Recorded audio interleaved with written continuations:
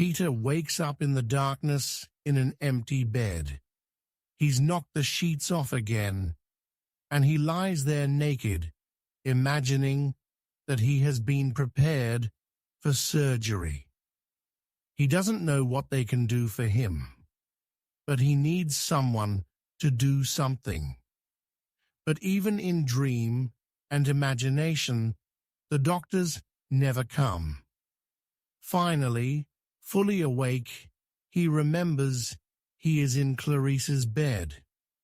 Clarice is gone, but she is usually gone when he wakes up, no matter when he wakes up.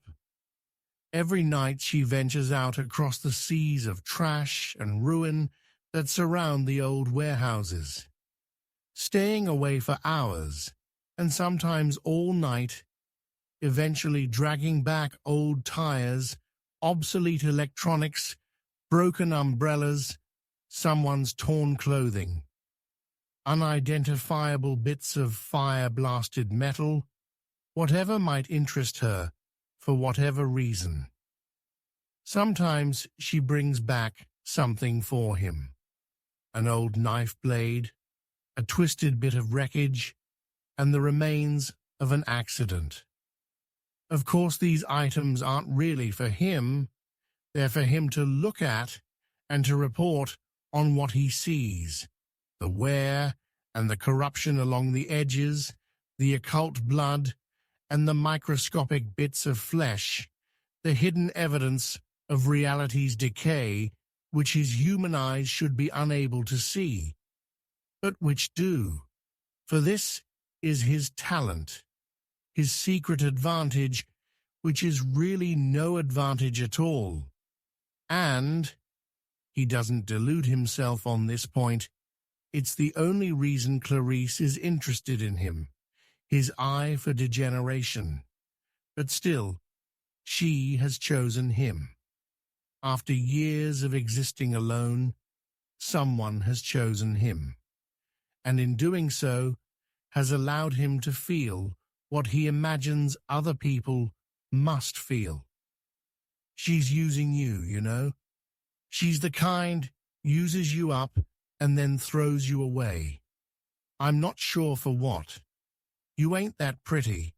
I can't stand looking at those eyes of yours for more than 5 seconds. Like 2 wasp nests in plastic bags, just telling it like it is.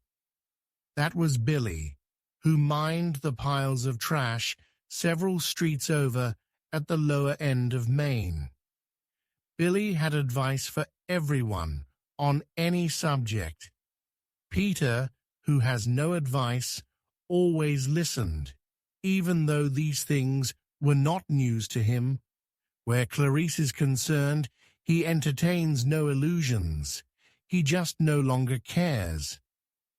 How do you know these things, Billy? Experience. Experience. You may be smart and older. What are you now? 50? But you have no knowledge of romance, Peter. This was a true statement, but Peter still didn't like hearing it. Not that he wanted Billy to go away. Before Clarice, Billy was about the only person Peter spoke to every day. Billy has been gone for months. No one seems to know what happened to him. That's not that unusual in this time of displacement. Sometimes entire blocks disappear over a few days. The people too. They die or they move away, or some other thing that Peter doesn't understand. And Peter has to try to forget one more thing no longer part of this world. Peter eventually falls back asleep, thinking of Billy and all the other people he used to know but doesn't anymore. He dreams about clouds boiling black across the sky and the earth churning noisily below. Hours later, he wakes up again, with light cutting through the cracked warehouse windows high above the bed. This has become the best part of Peter's day. Waking up in Clarice's room, the sun striking her bits and pieces in unexpected ways, making even the most unpromising among them glow. Out one corner of the windows, he sees a blackened and fire-twisted skeleton of rods and wires. For a long time, he couldn't figure out what this was, then finally recognized it as a TV aerial mounted on the roof of the burned-out building next door. He has not watched a television in a very long time and has no idea if there are still broadcasts. Some parts of the city still have random bursts of electricity. He has been in Abby's trade shop when the lights glimmered on for a few minutes before going out again, so like a little magic trick, a cheap illusion, and the cruelest thing he has seen in months. He tries to touch everything in Clarice's room as he leaves it. He never knows if he will be able to return or not, or if Clarice will disappear before he comes back. So he is trying to build a replica of this room in his memory he can visit whenever he wants. He knows the touching is a risk. She is very particular how she places things. Objects are arranged as they might be in a museum for display, with nothing completely obscuring the thing behind it. Glass and metal and plastic and wood, knob and dial and armature and casing. So many different styles of screw heads and nail heads and brads and markings, both ornamental and functional in design. Peter has no idea what the meaning of any of this might be, or if there is any meaning to be had. But Clarice collects them here for a reason, even though he doubts he will ever know that reason. Outside Clarice's room, the walls of the warehouse are festooned with water damage and rust deposits, and a pervasive dark liquid decay that bleeds out from the underlying structural members.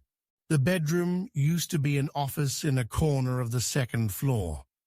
The rest of the floor is open, although now full of the junk museum Clarice has collected. Some of these articles look too big for 2 people to carry. Some appear too big for 6. In one corner lie the picked-over remains of a large truck. Its metal carcass is much too large for the freight elevator. Peter has made up several stories to explain its presence here, but is unable to settle on the one that satisfies. Part of a bridge trestle leans in another corner. Nearer the center of the floor are the blasted shells of old gas pumps, the tail section of a plane, a detached and twisted fire escape, a shattered cast-iron fireplace, a cluster of traffic lights, a burned bed, amalgamated piles of computers, TVs, and other electronics. Angular shadows chase each other through the interior. Peter is inclined to imagine that they are the shadows of angels' wings, but he knows better. Outside the high windows, the world has broken into sharp edges. Look at this. Tell me. He remembers how Clarice had been that day, tall and so slender. She had no profile. He couldn't even see her the way she was wrapped in grey, there by the scorched posts of the burned bed. She'd discovered him in the street outside the warehouse that very morning. He'd been scavenging for food among the debris, something he did for hours every day, but never before so close to these old warehouses. Every scrounger he knew said they were dangerous, but no one wanted to say why. But his findings had been pitiful lately, and actual starvation was beginning to feel like a very real possibility. If he didn't find food soon, or something he could trade for food, he was likely to starve. So a little risk was necessary. Besides, you never knew if a scrounger might be lying to you in order to protect a hoard or preserve an advantage. The truth was, it had always been hard to live, even before everything blew up, especially if you didn't like looking at people and seeing what was in their eyes. Back then, you had to talk to people behind desks, and those people could get you a bed, a shower, or a little food, or they could deny you, make you jump through hoops, and all that for some temporary repair, because nothing ever was fixed, not as far as Peter could see. Now all the desks had been blown up along with everything else. At least no one was making promises they couldn't keep. "Go on, touch it. I know that you want to." That's the way she'd said it, like she knew everything, like it was some kind of sex thing. Of course Peter knew she didn't understand everything, otherwise she wouldn't need him to look. She'd just turned up while he was searching through the trash that day. He didn't know how long she'd been standing there. She might have been standing there for hours, or just dropped in, out of the sky. In any case, he hadn't heard anything or seen anything before he saw the gleam of her, so tall and perfect and bright, and him too shy to really look at her, or not wanting to, afraid of what he might see. She'd asked him to come upstairs, said she had things for him. He hadn't wanted to, but he did it anyway, because she'd asked him. She said there was something different about him. Of course she meant his eyes, although she'd never come right out and said so. "Let me just put this in your hand. You tell me what you see." He'd been shy and looked down, but she got it into his hand somehow. It was an old metal bedspring, burned and corroded. It felt rough and repulsive against his skin, the way bits of it flaked off and stained his fingers a rich dark brown, like mud or shit. Under normal circumstances, with anyone but Clarice, he might have answered with something obvious like, "It's an old bedspring," but even that first time, he knew that wasn't what Clarice was asking for, and that he shouldn't mess around with her. She was as serious as a heart attack and wouldn't appreciate a joke either good or bad. So he did then what he does every day. He focuses, and if the conditions are right and there is sufficient light, he can see the edges of things, or rather, how so many things lose their edge over time.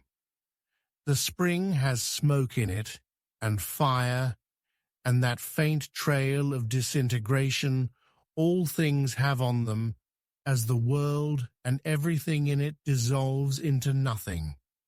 And it has flesh, or the ghost of flesh, and there's something of a woman's life in this, and her death. And that's how he knows a woman died in the bed this spring was once a part of. And it was no accident.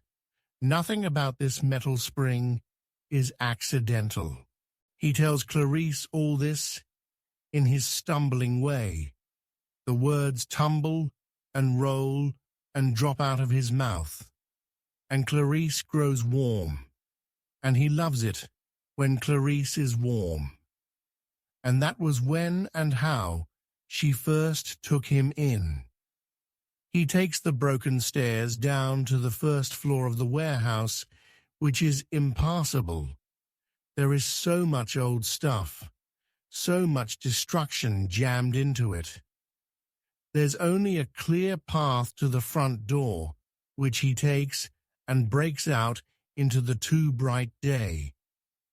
Is she up there? The voice is dry and torn to pieces. Peter looks around for Diaz, discovers that he has crawled behind the industrial waste bin a few yards away.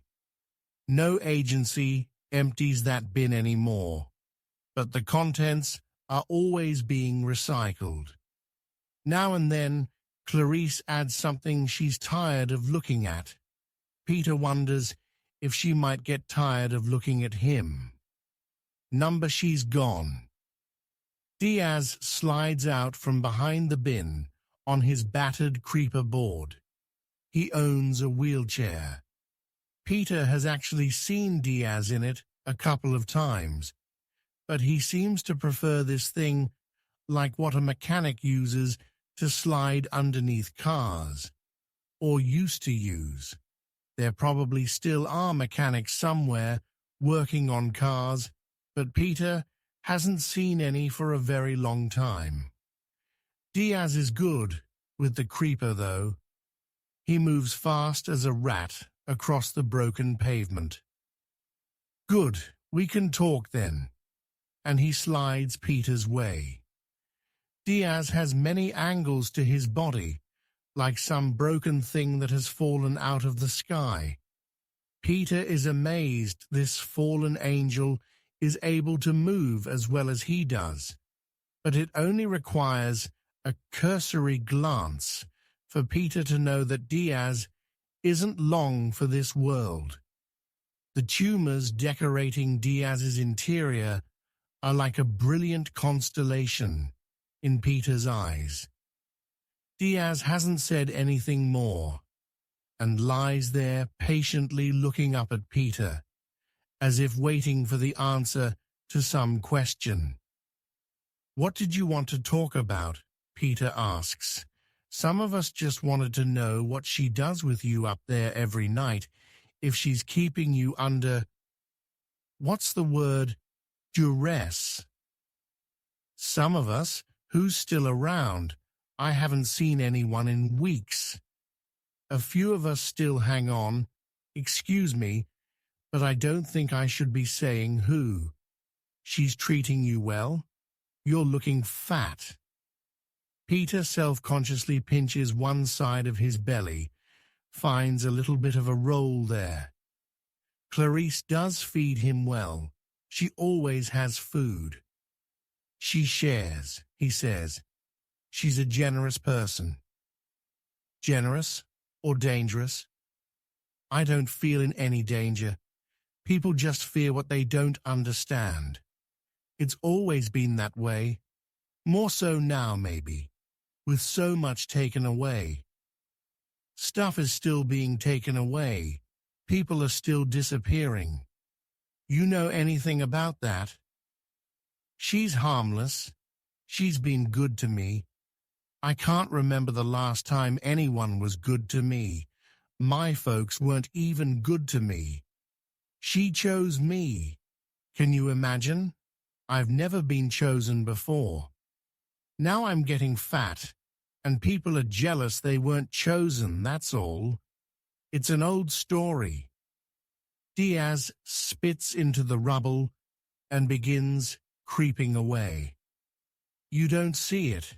She chose people before, at least 3 or 4 that I know of. Do you see them anywhere? Because I sure don't. Diaz spreads himself out and scurries faster until he is around the edge of the bin, like a crab or some kind of insect. Diaz seems clearly afraid of him. Peter doesn't understand. He'd never hurt anyone, never done anything. As far as he knows, Clarice hasn't either. He doesn't know why people say these things, except for their fear and suspicion. But they shouldn't make up tales. That's what is dangerous. Peter has looked at Clarice hundreds of times and never seen anything. And doesn't Peter see everything? What does she do with him every night? As if he would tell them. Most nights she feeds him something, and then she asks him to look at something and tell her what he sees. Sometimes he sees nothing. Sometimes it would appear he can see more than he has words for. She shines lights into his eyes and does other things to them he doesn't understand. Sometimes she asks him to look at her and say what he sees. He thinks this last request is some kind of test, because it would seem he can't see anything. He can't see her at all. He could never describe her, because he's never actually seen her. So instead, he gives her a compliment. He says the food she gave him was very good. Or he says she makes him feel safe, or she makes him feel useful. And that must be the right thing to do, because she never punishes him for it. She punishes him for other things, but not for that. Some nights she tells him poetry, speaks it right out, as if she knows it by heart. Goethe and Emily Dickinson and others whose names come to him in the dark. She died. This was the way she died. And when her breath was done, took up her simple wardrobe and started for the sun. And finally, insane for the light. You are the butterfly, and you are gone. And to die, and so to grow, you are only a troubled guest on the dark earth. He cannot remember who had written what. He has never been clever that way, but he remembers the lines. She says them over and over until they became part of the fabric of his thoughts. She says she is preparing him, but she never tells him for what. She says that life will not always be this way, but she never tells him why. He stays out all day wandering the seas of trash, the forests of cars, the hollowed-out buildings, wandering further and further with each hour. She tells him this is his job now. She tells him this is what she wants him to do. He needs to see as much as his eyes can see. He needs to train them, she says, but for what, she does not reveal. By the end of the day, his eyes are frequently raw and irritated. Sometimes he sees halos and shadows and fleeting things which are a little bit of both. Sometimes the surfaces of his eyes feel like layers of transparency, as if they might crack and flake, dropping lustrous leaves on his face, his shirt. But for all his eyes can see, he wonders if sometimes he is missing things. Sometimes shadows move, which should not be moving. Sometimes everything just flows, and he can't tell whether it is disintegration or transformation or both. Bits of the world are taken away, and he never sees them again. After hours wandering through an interminable field of rubbish, he discovers a burrow in the layers of cloth and paper and cardboard and warped and tortured metal. It's like a wasp's nest, he thinks, as he stares down into the dark oval hole which he assumes is its entrance. Surrounding the opening is furniture collapsed and covered by sheets and brightly colored spreads. He knows enough not to peek beneath them. Anyone living here is unlikely to welcome visitors, and he has no desire today to see anyone dead. There is activity deep inside the rubble, but he won't go down that hole, not even for her.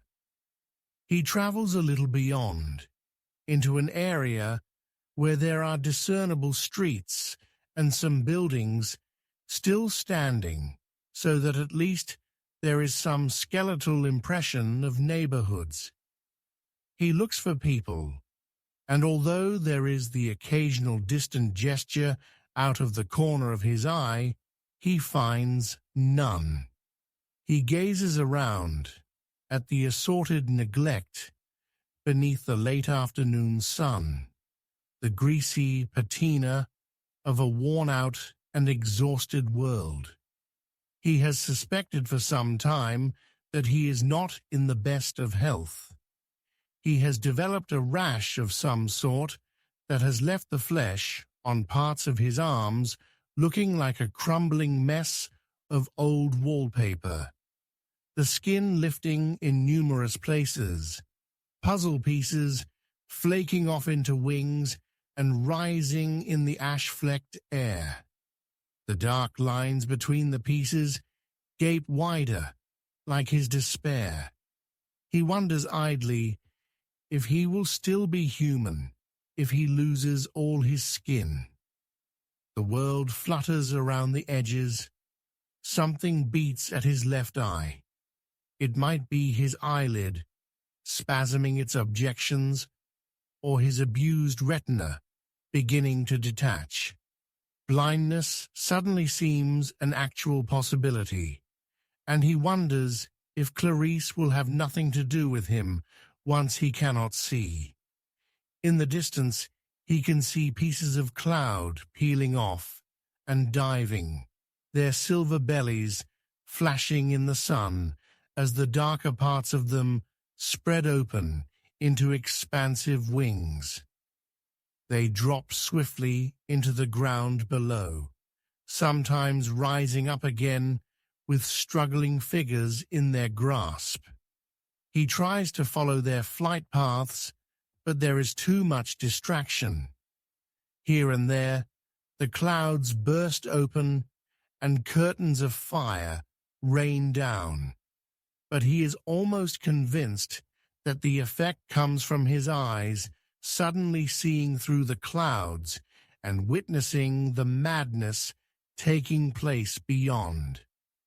A sudden explosion burns across his vision, seeming to dissolve the clouds and rupturing through to a backdrop of black space, shimmering with gestures of violet luminescence. He drops his head, unwilling to see any more, and again there are the familiar shells of buildings, the vague lines of the streets, the chewed up and no longer necessary material of the human-made world.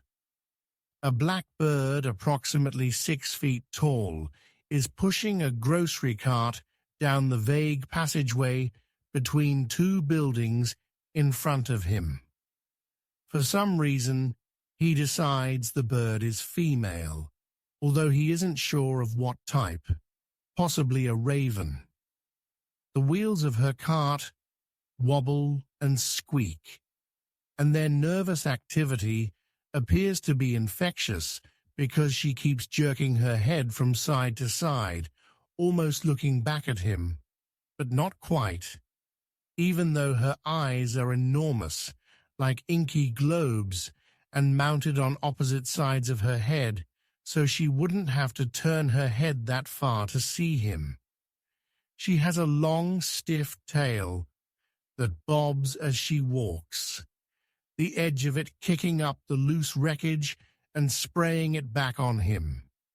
Creatures keep falling out of her feathers and scurrying away, hiding under crushed cars and fallen bits of wall. After some review, he decides They are giant lice. In another few jittery minutes, she picks up speed, takes wing, dangling the cart beneath her. Some of her scavenged groceries fall to the pavement below, but she appears not to notice or care. Suddenly, a human woman comes running at him through the ruins, waving her hands and screaming for his attention. Her head thrashes wildly about, and as it comes around, he can see the tiny black wings fluttering through her hair and digging into the back of her scalp, feeding. Between their wings and beneath their claws, he can see blood and her glistening white skull. She attempts to clutch his arm, but there is nothing he can do for her. Nothing he can do. He can only see. To his relief, a bit of the sky comes down and carries him away. Peter, Peter, pumpkin eater. Clarice's voice floats high above him. He looks for her and sees that he is back in her bedroom with something flying high above him. Although he cannot quite see what it is, he can only feel its gravity. He twists his head around. He can only see the skeletal remains of things, or rather their dusty outlines in the air. The transparency of everything assaults him. I'm afraid your eyes don't operate in the conventional way anymore. They've become their potential, my darling, as they were always meant to be. He thrashes about, but she has pinned him somehow to the bed. Out of the corner of his eyes, he can see the piercings, but there is no flesh to speak of, or at least he can't see it. There is only pain. You will be all right if you want to be. If you want to be, you can be perfectly fine. We just need what your eyes can see. It's simply one of the last steps. Everything every one of you has been, it's all properly recorded now. But you can still live on. It will just seem very different, I suspect. She comes closer, and for the first, he can make some sense of her. A form with the form ripped away, an empty breath, an invisible frame where the dust adheres, and two terribly, terribly gluttonous eyes. I've trained them, of course, so these are mine. She pries them out, almost simultaneously, with surprisingly little pain. He tries to blink the distortion away, but then realizes she's also taken the lids. And yet how would he know? His body begins its revolt, convulsing as if to purge what is entering it through his empty eye sockets, the sights and the vistas, the terrible beyonds. Because his eyes had not been the instruments, they had been the filters meant to keep it all out.